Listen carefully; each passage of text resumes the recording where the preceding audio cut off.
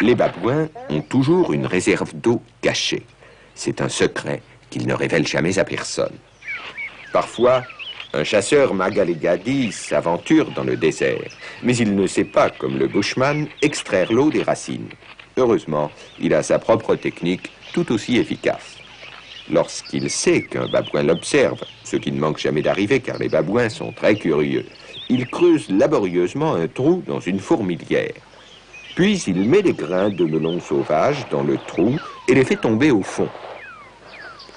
Il se retire alors, sachant que le babouin est mort de curiosité. Mais le babouin se méfie des hommes. Il joue les indifférents. Mais il brûle de savoir ce qu'il y a dans ce sacré trou. Il n'y tient plus. Il faut qu'il sache.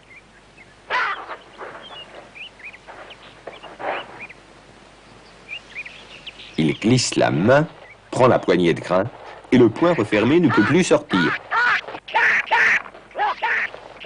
Il lui suffirait de lâcher les grains pour libérer sa main.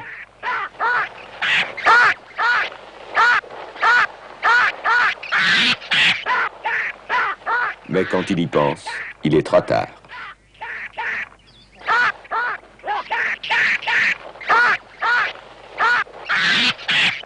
Voilà une manière astucieuse de capturer un babouin, mais il reste à le faire parler. Le chasseur a apporté du sel, très rare dans ces parages. Il sait que son prisonnier va se jeter dessus comme sur une friandise. Et le babouin avale tout, oubliant qu'il est en état d'arrestation et qu'il n'y a pas d'eau dans sa prison.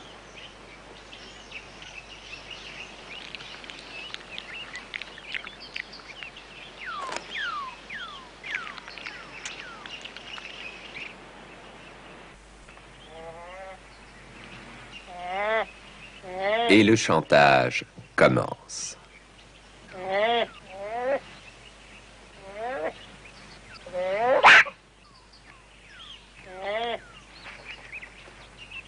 Le lendemain matin, le Magalegadi vient voir si le prisonnier est décidé à se mettre à table.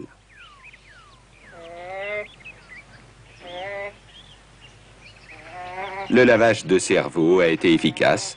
Le chasseur relâche le babouin.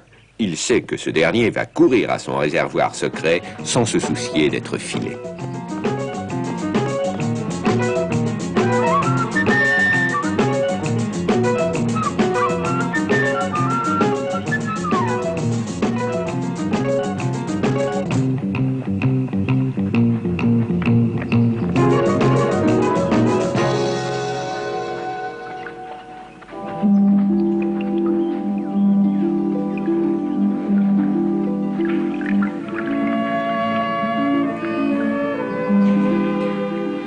Le Magalegadi n'a pas un regard pour la beauté du lieu.